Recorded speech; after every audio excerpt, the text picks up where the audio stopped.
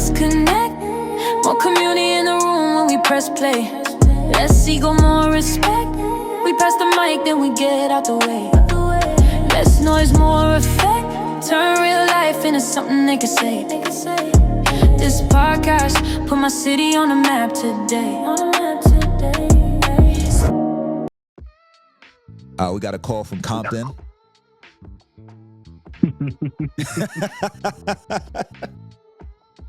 That's crazy. What up with you, bro? What's good?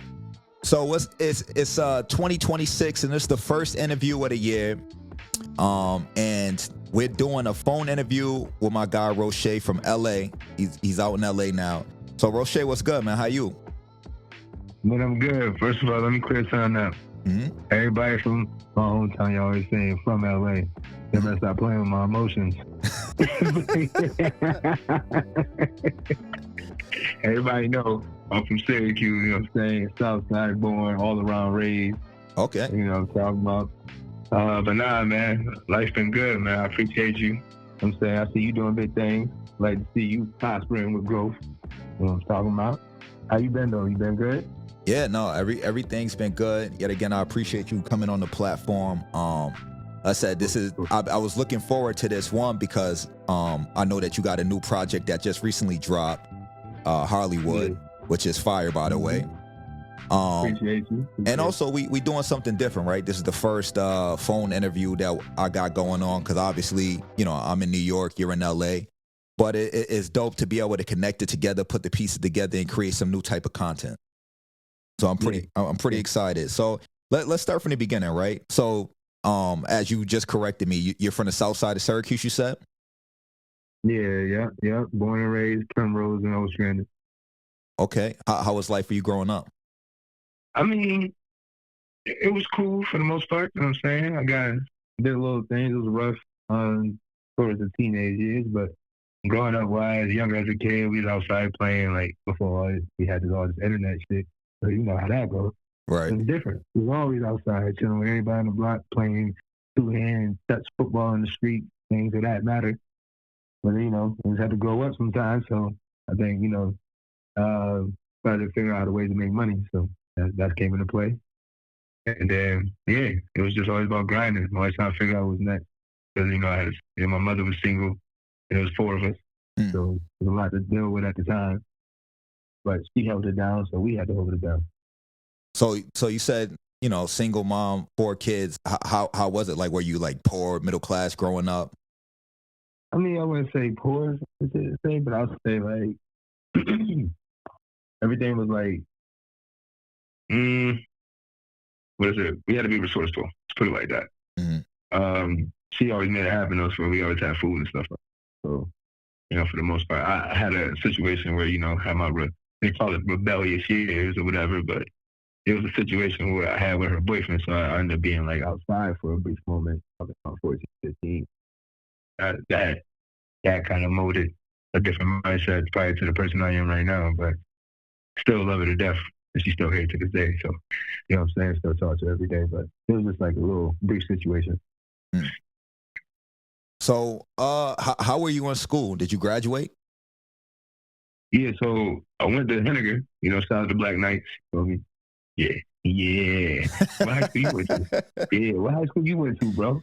I went to Henniger for a little bit, and then I ended up graduating from Fowler. But I also went to high school out in Rockland County as well. So I was all over. Oh yeah, I bet. But yeah. So you know how Henniger is. You were there. You prideful. You happy you went to Henniger, right? Yep. But I went there.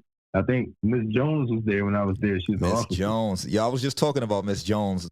Only the real can relate. Oh, yeah. So she the one who arrested me out of school through the situation.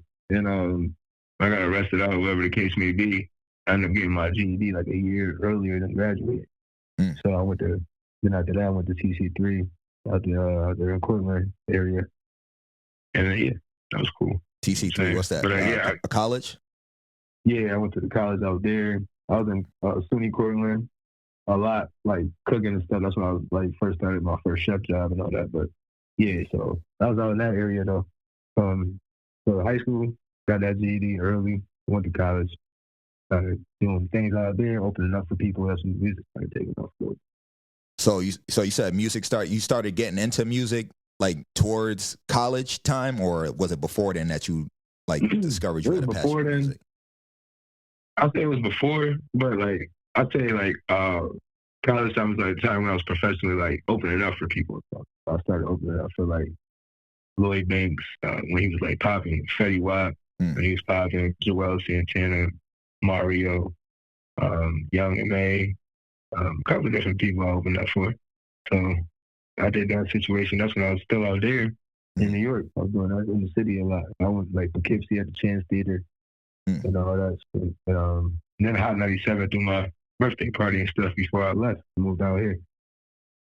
So since you brought up the LA thing, so what was the reasoning that you said, you know what, I'm in New York, I'm doing these shows, you know, I got my career going, but I'm going to take this leap and go take a chance in LA. Funny situation. I was working. I was taking care of my grandmother at the time, but she was living with my mother, so I was just trying to help them both out. They both, coming of age and all that stuff. So, trying to help them out around the house. So I ended up working at this factory. I forgot what it was. It was weird, though. I ain't gonna lie. We was packaging mad weird shit. People said it to each other. I was like, what? I was like, hey, yo, what? Nah. So anyway, I was doing that. I got a call from a bro. Like, he was like, hey, yo, you a chef, right? I was like, I've been a chef for a minute. And he was like, yo, it's a job out here. It's a sous chef out here in LA. You should slide out. I guarantee you get it. I said, you sure it's a guarantee? Like, yeah, I had like $600 left. I was like, I'm about to cop a ticket and just go. When my last check comes when I'm out there, cash it when I'm out there, and I use that for rent, shit like that. So I ended up doing that. I ended up just like, next 2 weeks, like the next week I was thinking about it, told the fam, I was like, we gonna need some help, obviously, because the family, everybody moving away. So, I had to make sure all the affairs was in order and I could be able to do what I wanted to do. As soon as I figured that out, I was hit that plane, nobody even know I was leaving. I just like posted a picture of the ticket. It's gone. And then when I landed, they thought I was visiting. When I landed, I ended up staying out. So, now, how long did it take you to get situated out there, man? Because did you know anybody besides the person who told you had a job opportunity, or did you have like family or friends out there? I guess I had like an aunt that we really talked to though. It was close by, but I never even got a chance to talk, nothing. And then the guy that I met out here, he ended up being a snake at the long run. I didn't even know him like that. He ended up like, doing shifty shit. So it is what it is. But yeah, the only person I knew at the time. But the way I am, my personality wise, I think he told me he was about to show. So I did my first show, I think the third weekend. So when I did my first show, right, it was crazy.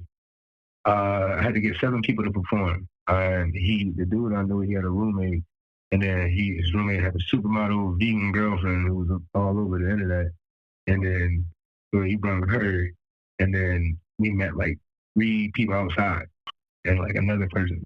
So they ended up bringing 7 random people. Funny as hell though, they all would end up being white, right? I hate to say it like that, but they all ended up being white. And it was all black people in here. I'm the only dude coming in here with all and I mean, they walking in, they hype. They see the camera thing, they hop in front of the thing, start doing the photo drops. They all into it. I'm like, all right, I picked a group. I picked a cool group. Yeah. So I go ahead and I perform. I do, you remember Auctioneer? Yep. Can I get a 1? Can I get a 2? Yeah, bro, listen, I did Auctioneer, bro. And they went so crazy. The dude who performed after me named No Sleep. No, he performed before me. He was dope. So when I went on, everybody was like, yo, they were like cheering and stuff. And the sister was like this big black chick. And it was like 40 of them all dressed in all white. That shit was crazy. She was just like, hey, yo. Like, I thought she was pressing me. I ain't gonna cap. She was like, hey, yo, no, let me talk to you real quick. My brother want to talk to you real quick. I'm like, yo, what you mean? Right. Like, I go out there, whatever. And she's like, He just want to know how you hold your breath like that. How's your breath control? You was on stage rapping mad fast, blah, blah, blah. And as they talking, people still cheering. And I hear people like, yo, go back up there. Go back up there. And I hear encore, go back up there. So the DJ like messing with the beat and stuff till it come back. And then it came back and I rapped it again. Mm. And I was like, that's how I ended up meeting mad different people. Like that's how I got the journey started with just meeting people. And I decided to, you know what? Let me start thinking about making a label. So I would be making a structure and an organization where I could have people have full creative control and things of that matter. So, but yeah, that was the start of that journey. Nah, that's dope, bro. And that song Auctioneer too is fire. High energy, bars, and like you said, like you were going in just spitting. And I think that I think that yeah, I could definitely see, because every time I seen you perform live, or we had shows together, like that energy that you brought out, you know what I mean? It was captivating. You know what I mean?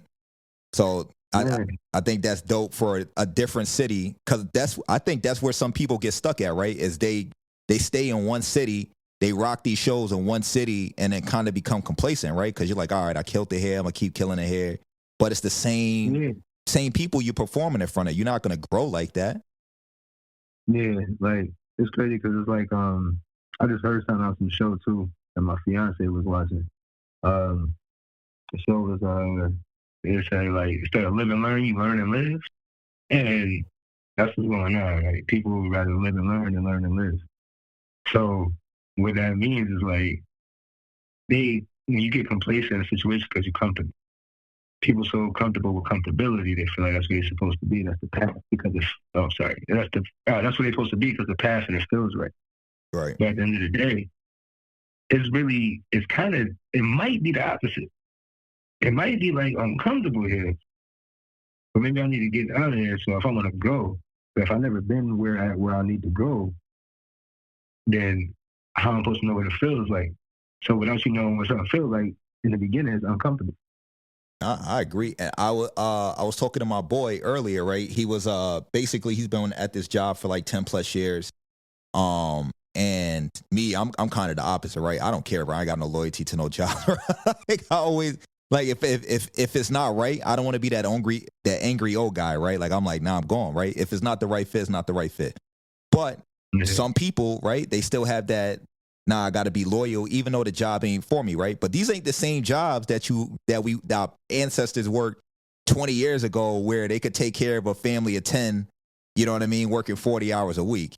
Now these jobs, so like you gotta be able to like stop being scared of the unknown, because the same opportunities that were granted back in the day, where you could take care of a larger family, or you could do this, working these 9 to 5s, you really can't do it like that. And the only way to be successful and have that financial freedom is to either, one, have multiple sources of income, or two, go for it, man. Nah, you're right. You're definitely right on that.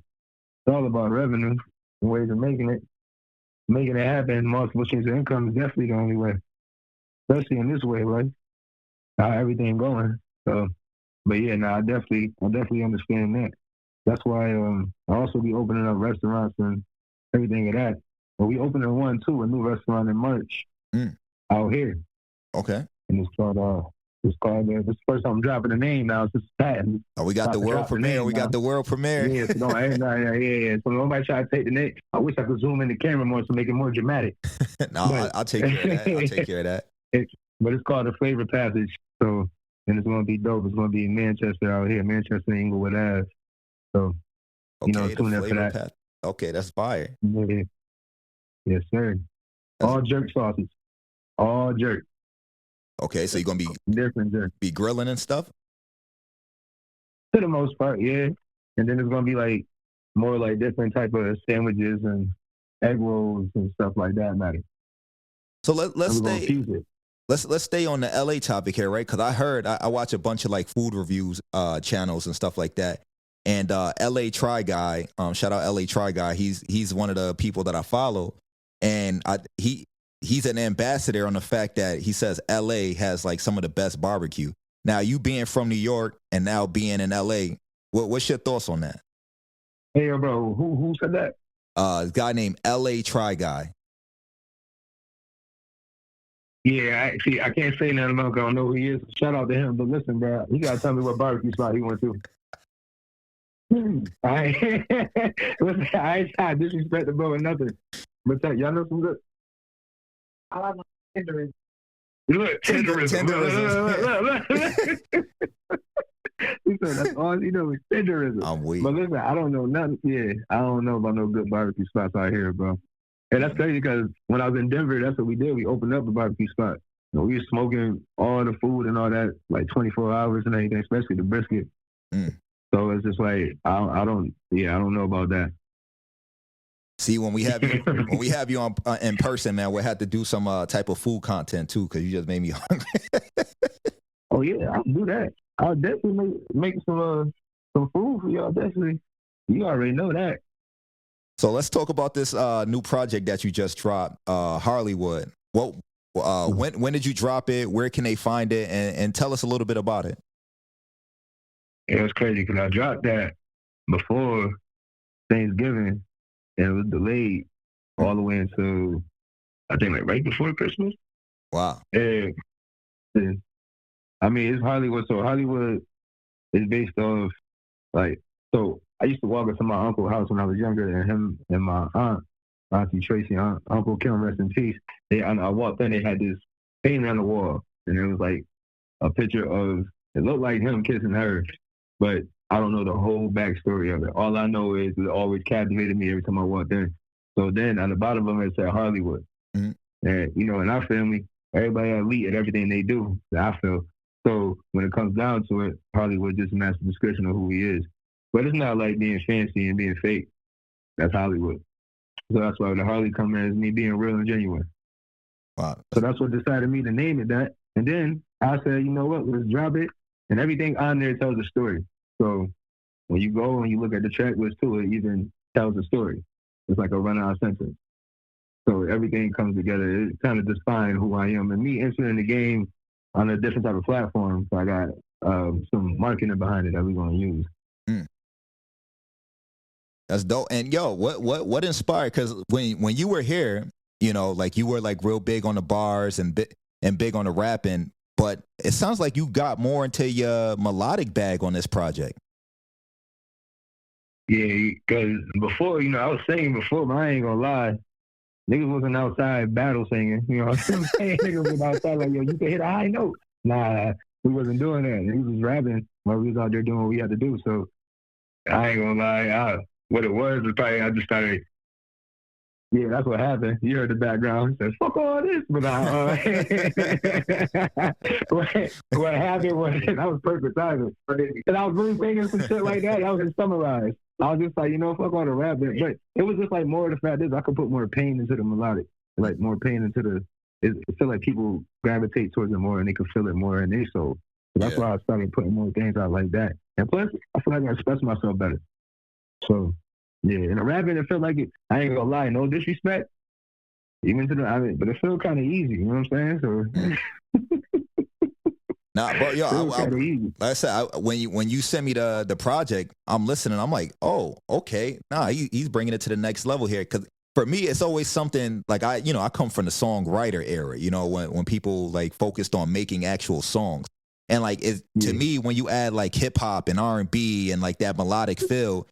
You really gotta that's writing, you know what I mean? Like you can't just like cheat into that, you know what I mean? Like, so it's like writing, there's thought, there's emotion, and that's what I got out the project, man. It's a dope project, it's sounding good, and I can't wait to see what else you got in stores, man.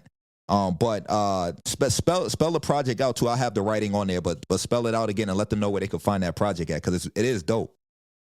Yeah, I got you. It's a 5-track EP called Harleywood, HARLEYWOOD, Harleywood on all platforms, Amazon Music, Pandora, Spotify, iTunes, YouTube, wherever you find it at, it's going to be there. And it's out there right now as we speak, in rotation, and doing the damn thing. All right, so I got one last question on this interview thing, and like I said, the next time we interview you, we'll have you in person. But I wanted to know if there was any advice that you have for someone who may be scared to make that leap like you did going to LA. saying, you know what, I only got $700 in the bank, but there's an opportunity out there, and I know that there's something greater for me out there. Do you have any advice for anyone who may be like on the verge of like, I don't know if I should do this, but I believe that I got it? I mean, it's like this. It's just a thought, and you feel like you shouldn't do it, but it's feeling the passion that you feel like you need to be doing, and do it. There's no need to talk. There's no need to be doubtful. And if you are doubtful, just weigh out the pros and cons, and then think about the results. Always think about the end picture. There's always an end game, but that shit is crazy. There's always an end game, but there ain't no ending. But think about that. Focus on the goal and make sure you do what you got to do. And don't let nobody defer or tell you anything different. Man, that shit been happening for everybody their whole life, especially in our town. You know how that is. Yep. Don't let that happen. All right, man. I appreciate you for giving us some time, man. I look forward to meeting with you in person. I got you, big dog. All right, my man. If you like this video and you want to see more, hit that like button and subscribe.